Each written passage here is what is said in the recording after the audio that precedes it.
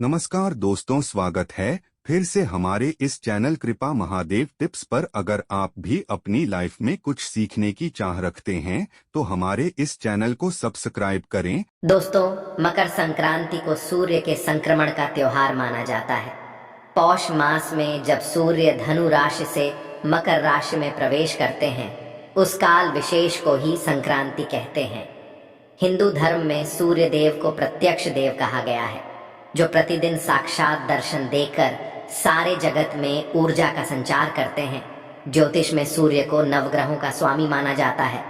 मान्यता है कि सूर्य अपनी धीमी गति से राशि परिवर्तन करता है। सूर्य के इसी राशि परिवर्तन को संक्रांति कहा जाता है। इस तरह साल में 12 संक्रांति तिथियां पड़ती है, जिनमें से मकर संक्रांति सबसे महत्वपूर्ण है। इस पर्व के साथ ही करीब 1 महीने से जारी खरमास समाप्त होता है और रुके हुए सभी शुभ कार्य एक बार फिर से शुरू हो जाते हैं। लेकर संक्रांति साल का पहला पर्व होता है और यही एक पर्व है जिसे पूरे भारत में किसी न किसी रूप में जरूर मनाया जाता है।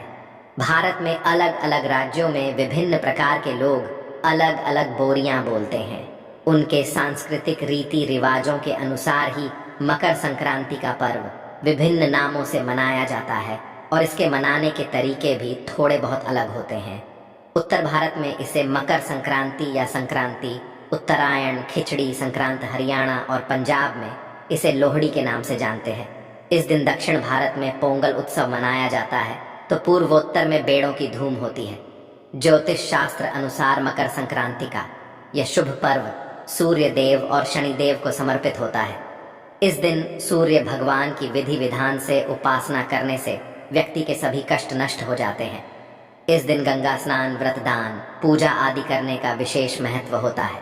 इस बार मकर संक्रांति का वाह थे बाघ और उस वाहन अश्व है। ऐसी मकर संक्रांति किसानों और पशुपालकों के लिए बहुत लाभदायक साबित होती है। मकर संक्रांति के दिन से ही सूर्य दक्षिणायन से उत्तरायण हो जाते हैं।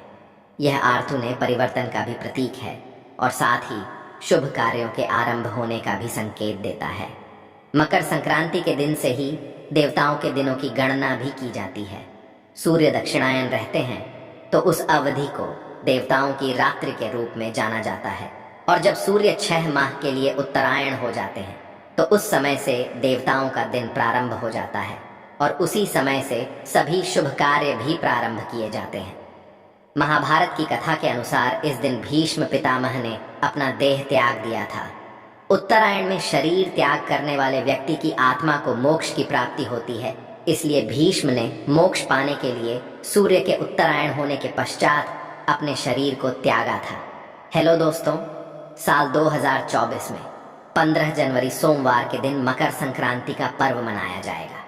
15 जनवरी को सूर्य मकर राशि में प्रवेश करेंगे दोपहर के 2 बजे से। मकर संक्रांति के दिन पुण्य काल होगा दोपहर के 2 बजे से शाम के 6 बजे तक, अर्थात पूरे 3 घंटे का मुहूर्त है और इस दिन महापुर निकाल होगा।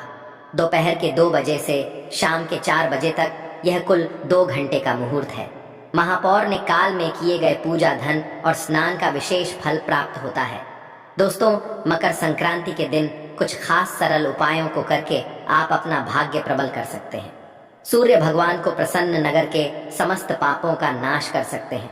आगे बढ़ने से पहले आपसे रिक्वेस्ट करते हैं कि वीडियो को लाइक जरूर करिएगा, दोस्तों को शेयर कर दीजिएगा। दोस्तों, मकर संक्रांति के दिन घर के सभी सदस्यों को ब्रह्म मुहूर्त पर जागना चाहिए। इस दिन तिल के जल से स्नान करना बहुत ही शुभ फलदायी माना जाता है। शाम से पूर्व तिल के तेल से मालिश जरूर करें। तिल का उबटन लगाने से समस्त पाप नष्ट हो जाते हैं। दान उपरांत स्वच्छ धुले वस्त्र धारण करें और उसके बाद सूर्य देव को अर्घ्य जरूर दें। अर्घ्य देते समय कलश में थोड़े से तिल अवश्य डालें। फिर पूर्व दिशा की ओर मुख करके कुश के आसन पर बैठकर रुद्राक्ष की माला से इस मंत्र का जप करें। मंत्र है एयुएम आदित्याय विद्महे दिवाकराय धीमहि तन्नो सूर्य प्रचोदयात्। कम से कम 21 बार जाप अवश्य करें। इस प्रकार मंत्र जप करने से जीवन की हर परेशानी दूर हो जाएगी। इस दिन माँ सरस्वती को नई किताब, कॉपी, पेन, फल फूल, नए वस्त्र भी चढ़ाए जाते हैं। मकर संक्रांति के दिन की आप तिल से मिश्रित भोजन करें। इस दिन लोग घरों में खिचड़ी बनाकर भी खाते हैं और घरों में तिल और गुड़ के पकवान भी बनते हैं। पितरों की शांति हेतु जल से भरे हुए लोटे में काले तिल डालकर तर्पण करें। मकर संक्रांति के दिन ही राजा भगीरथ ने अपने पितरों की आत्माओं की शांति के लिए उनका तर्पण किया था। मकर संक्रांति के दिन गुड़ और कच्चे चावल बहते हुए जल में प्रवाहित करना शुभ रहता है। अगर सूर्य देव को प्रसन्न करना हो तो पके हुए चावल में गुड़ और दूध मिलाकर खाना चाहिए। यह उपाय करने से भी सूर्य देव प्रसन्न होते हैं और शुभ फल प्रदान करते हैं। मकर संक्रांति के दिन दान का भी विशेष महत्व बताया गया है। शास्त्रों के अनुसार इस दिन किए गए दान का अनंत गुना फल प्राप्त होता है। इस दिन उड़द चावल, तेल, जुड़ा गांव, स्वर्ण, ऊनी वस्त्र इत्यादि का दान करने का रिवाज है। मकर संक्रांति के दिन के दान को महादान की श्रेणी में रखा जाता है। इस दिन किए गए दान इस महान पुण्य की प्राप्ति होती है।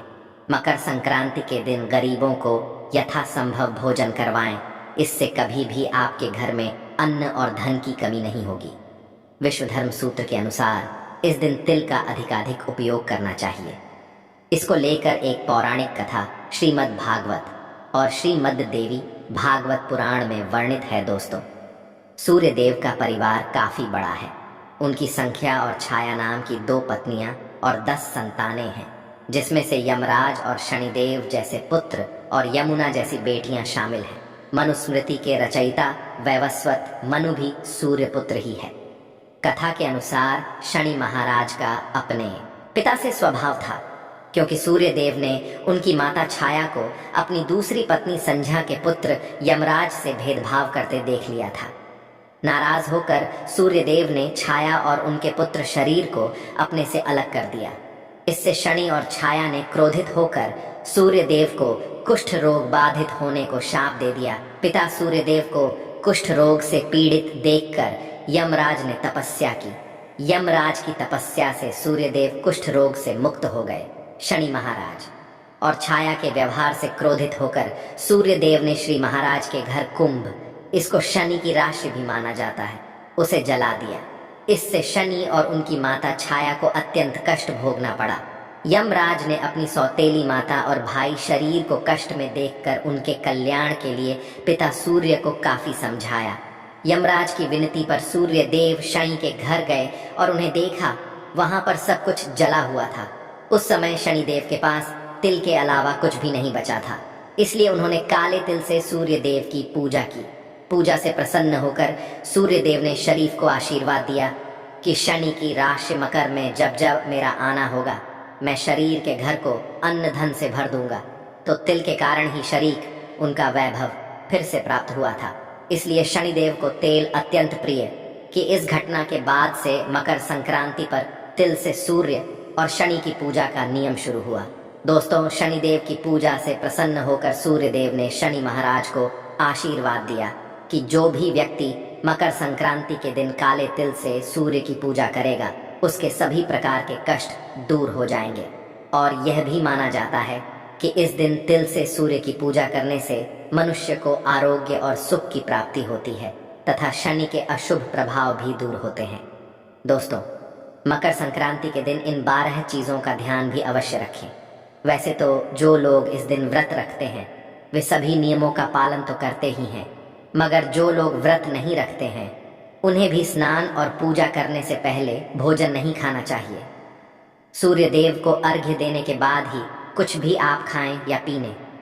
इस दिन किसी गरीब, भिखारी, जरूरतमंद को घर से खाली हाथ भेजने की गलती ना करें। मकर संक्रांति पर गरीब या जरूरतमंद को कंबल का दान करना भी शुभ माना। शीघ्र इसे राहु के अशुभ प्रभाव भी दूर हो जाते हैं। इस दिन सात्विकता बनाए रखें, क्रोध ना करें, प्लेस कहना होने किसी को अपशब्द ना कहें, झूठ ना बोलें, बड़ों का आदर करें, किसी भी गरीब का, किसी कमजोर का, गाय आदि पशुओं का अनादर ना करें। इस दिन सात्विक भोजन ही करें, लहसुन प्याज ना खाएं, मांस मछली मदिरा आदि से दूर रहे। इस दिन सोने चांदी जैसी चीजों की खरीदारी करना बहुत ही लाभदायक होता है। विशेष रूप से आप इस दिन मां लक्ष्मी की चरण पादुका घर पर लाएं, कमल घट्टे की माला लें, उन्हें लाल चुनरी और है लाल सुपारी इलायची चढ़ा है।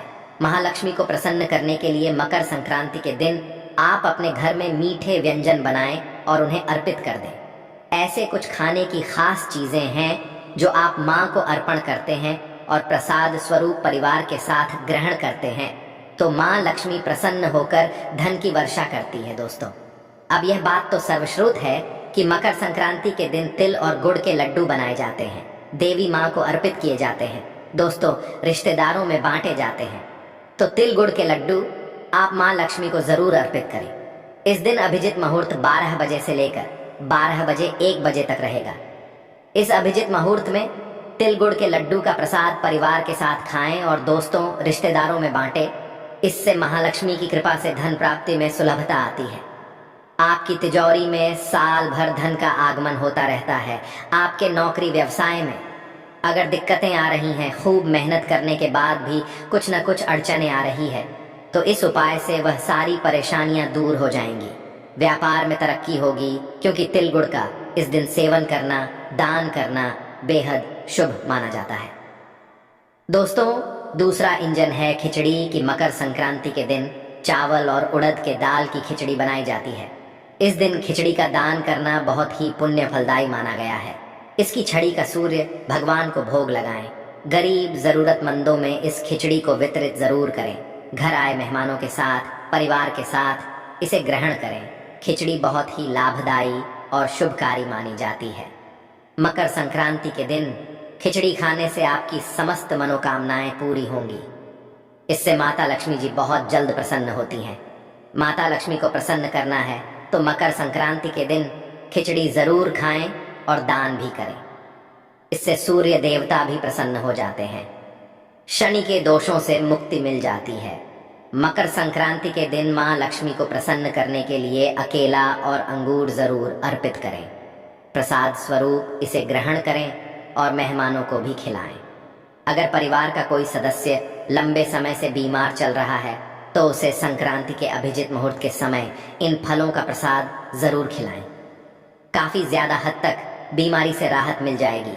अपने पितरों व देवों को प्रसन्न करने हेतु आप इस दिन उनके नाम से पूजा स्थल पर अकेला जरूर अर्पित करें। इससे पितृगण प्रसन्न होते हैं, पितरों में कमी आ जाती है। अगली चीज जिसको खाने से घर में सदैव माँ लक्ष्मी वास करती है वह है नमक। वैसे तो आप खिचड़ी में चावल और उड़द दाल के साथ घी और नमक का प्रयोग तो करेंगे ही, लेकिन मकर संक्रांति के दिन आपको थोड़ा सा नमक अभिजित मुहूर्त में जरूर खा लेना चाहिए। तो हाथ में थोड़ा सा नमक ले और इसे खा ले। इससे आपके ऊपर माता लक्ष्मी जी की कृपा सदैव बनी रहेगी। घर में धन धान्य की कमी नहीं होगी। नौकरी व्यवसाय में अच्छे लाभ होंगे। घर के नए स्रोत बनेंगे। आकस्मिक रूप से धन के लाभ होंगे। आपके कार्य निर्विघ्न पूर्ण तरीके से पूर्ण होने लगेंगे। इस दिन नमक का सेवन बहुत ही शुभ फल दिलाता है कि यह पांचवी चीज जो बहुत ज्यादा लाभकारी होती है वह है शकरकंद। मकर संक्रांति के दिन माँ लक्ष्मी को शकरकंद का भोग जरूर लगाएं। फिर इसे स्वयं खाएं, अपने पूरे घर के सदस्यों को खिलाएं। शकरकंद खाने से आपके घर में माता लक्ष्मी का आगमन हो जाता है। इस दिन शकरकंद खाना बहुत ही लाभकारी होता है। इससे धन धान्य में कमी नहीं आती, संपन्नता आती है। घर में सदैव सुख समृद्धि बनी रहती है। दोस्तों, इस सब के साथ ही इस दिन चना, मूंगफली, बेल का फल, अमृत इत्यादि का सेवन और दान भी शुभ फलदायी माना जाता है। मकर संक्रांति के दिन पूजा स्थान के साथ ही अपने मुख्य द्वार पर दीपक जरूर जलाएं और इनको चीजों का ध्यान रखें। महिलाओं को मकर संक्रांति के दिन बाल नहीं होने चाहिए है, और यह प्रेम और सद्भावना का पर्व है, तो क्रोध ना करें। इससे आपका मन भी खुश रहेगा और सकारात्मक ऊर्जा भी आएगी। इस दिन चाहे घर के अंदर या बाहर पेड़ों की कटाई या चटाई नहीं करनी चाहिए। शास्त्रों में कहा गया है कि इस दिन दिया गया दान कभी व्यर्थ नहीं जाता। इस दिन दान पुण्य भी करना चाहिए। कुछ न कुछ गरीबों को दान जरूर करें। इससे माँ लक्ष्मी प्रसन्न हो जाती है और जीवन भर हमें सुख शांति मिलती है। तो इस दिन अगर आपके घर पर भिखारी, साधु या बुजुर्ग कोई भी जरूरतमंद व्यक्ति आए तो उसे खाली हाथ न लौटाएं। अपने सामर्थ्य के अनुसार कुछ न कुछ दान अवश्य करें। गरीबों को इस दिन भोजन कराना बेहद शुभ माना जाता है। संक्रांति के दिन गाय को चाय के साथ गुड़ खिलाना सभी देवी देवताओं की कृपा दिलाने वाला माना जाता है। तो किसी गौशाला में गुड़ की डलियां लेकर जाएं और चेहरे के साथ गायों को खिलाएं। गाय के चरणों को छूकर आशीर्वाद लें। गौ सेवा से सभी पापों का नाश होता है। गौ माता में बसे 33,000 कोटि देवी देवताओं का आशीर्वाद प्राप्त हो जाता है।